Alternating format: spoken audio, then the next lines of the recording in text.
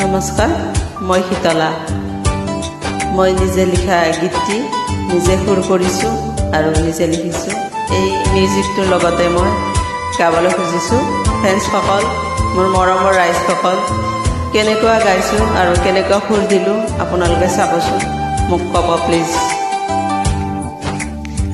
মোৰে জানছে না সুমাইতি দিবানে,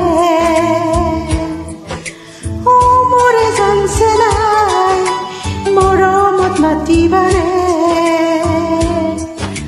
ও মোৰে জানছে না সুমাইতি দিবানে।